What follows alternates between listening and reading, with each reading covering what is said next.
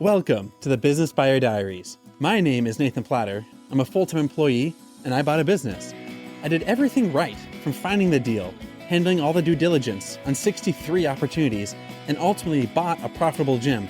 And boy, was I in for a big surprise as a new owner. I chronicled everything in real time, including the biggest wins to the stressful nights at 2 a.m. I'm sharing my journey without sugarcoating anything, so you don't make the same mistakes that I did. Here's today's episode. All right, well, class just ended, and it was really fun. I really enjoyed the learning process, the instruction. It was basically how to do a warm-up, and it was really great just going through the basics. A warm-up is probably 5 minutes of a 45-minute class, but for entry-level instructors, that's what we're going to be doing, just doing warm-ups. We're not leading full classes. But I had to chit-chat with a lot of the members, or not members, but the instructors going through the class. So they've all been doing this for a while. One guy, he's probably done 300 workouts, and he's been a member for like a year and a half. So he's there like almost every day. But they were each from different locations. One's in like St. Paul, one is in Edith Prairie, one's in Maple Grove, and others from like Shoreview. So like different clubs for the same franchise, also the Twin Cities. About half of them have the same owner. So at the person I'm buying the gyms from, they have a couple clubs, and about half the instructors are going to be instructing at the clubs for that the particular owner, and the other half of the members are at different clubs throughout the Twin Cities. And it was helpful to hear, like, what do they think of their club? What do they think of their members? What's the class instructor like? Just as the club environment, and getting a read on the managers, on how the other instructors work. Because, like, we're just members, like, the breed. We're not, like, that's our relationship. So it's interesting to hear for the other club managers that are doing fine. They're not the top 5 of the whole system or top 10, but they're doing fantastically well. Their member feedback was, they're doing pretty well. Some things are a little unstructured. Maybe they go through the warm-up session a little bit differently, or they let the members do something unique for the stretches, or they do stuff that's not really like by the playbook of the franchise system. Like, it's mostly on point, but it's not quite how a typical ferals feel. So that was interesting to hear. Those that deviate from the playbook will struggle a little bit. And that's really fascinating to hear, except for you hear reading books and podcasts and other franchisors, but you follow the playbook and you'll do well. That was reiterated yet again from members, which is really fascinating. And then I talked to a few members that their home clubs are owned by the person that's selling me their clubs.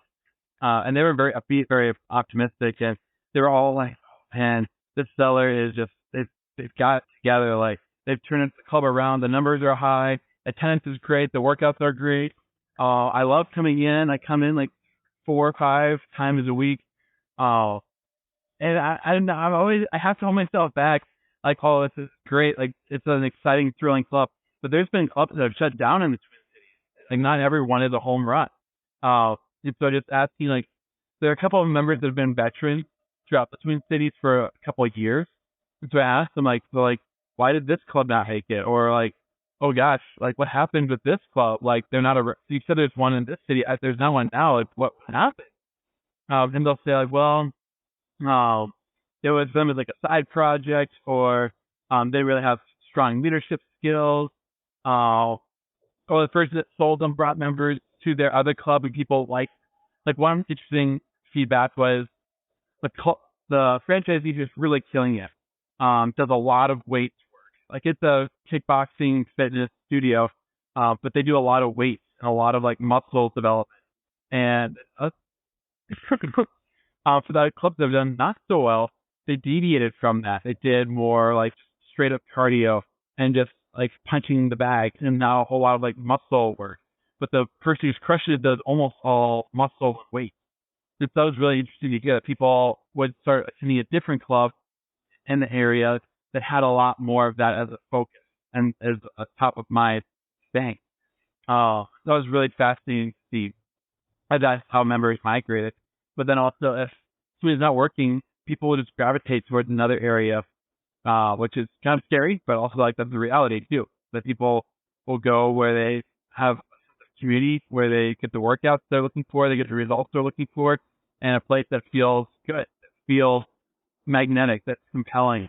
Because they're not just there, and people aren't dumb. They're gonna go with what makes sense for them, even if it doesn't make sense for their goals. They'll go with what makes sense for them. And so you gotta trust that people are smart and people will move with their dollars to provide the service that you can deliver to the best number of people at a good price. But anyhow, so I asked the folks so for the club manager that I'm buying these from, who is selling it, moving out to other ventures, that owner is like really got together. They're doing really, really well.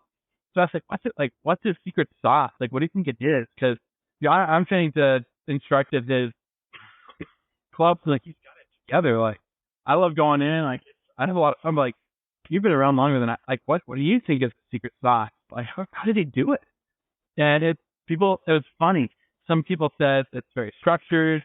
They know what they're getting each and every class session. Some people are pointing out that like he retains good staff. And if drama instructors come in, they don't stay around for very long. It was just really interesting to hear like the various inputs on how this club owner who's done amazingly well, like what has he done that made it so well.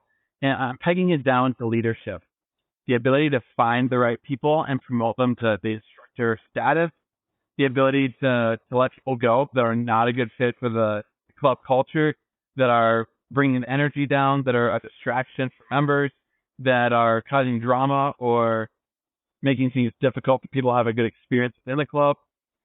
Willing to let the wrong people go. Willing to let people go that are not going to be a fit for the culture they're creating. That was really a big thing that I took away. That they're leading with good marketing. They know how to get people through the door. They know how to get referrals. They know how to have a good, repeatable, predictable system. People coming in to know what they're getting, and it's predictable. Like when someone invites their friend, they both know what the friend is going to be coming through in their onboarding experience. And so I think consistency, predictability, having your systems down tight, sticking to your core principles and your values, knowing the ins and outs of the workout system and regimen. So just knowing that there's a system and you follow a phenomenal system with very structured intentionality, and things just have a way of working themselves out. And you have to have leadership to trust that system to make the tough calls on your people and to challenge them to do better and to rise above. There's those things I'm taking away. No one knows that I'm buying. That's totally fine. By the time it comes out, I'm sure they'll know that it's happened. But it's strong leadership, setting the groundwork, setting the tone for the club culture, elevating your staff to go above and beyond what they're going to be comfortable doing. Acknowledging people that are doing amazing things on your team, not being afraid of your staff, and just owning and being not a character, but to have a presence there. The general managers and the owner, they're very good at having a presence in the room to establish this is what we're going to be doing, to acknowledge that we're going to make a path forward. Here's the direction we're going. Here are the steps we're going to take to get there, and the direction we're leading. And sometimes you're right, sometimes you're wrong, but to at least know where you're going so that people can follow and do what the leadership you got. So first night has been very great. Had a chance to meet some members, hear about the chit chat amongst the franchisees, knowing some of the results that their clubs are doing, see the impact it takes in how you run a good business. So, looking forward to more. This has been another episode of the Business Buyer Diaries. Subscribe so you don't miss the next episode. I hope you're realizing that business ownership is no cakewalk. Check the podcast notes for a link to the DIY due diligence program, the complete list of show sponsors, and for media inquiries. Music written and composed by Wes Schrock. I'm your host, Nathan Platter. Join me again on the next one.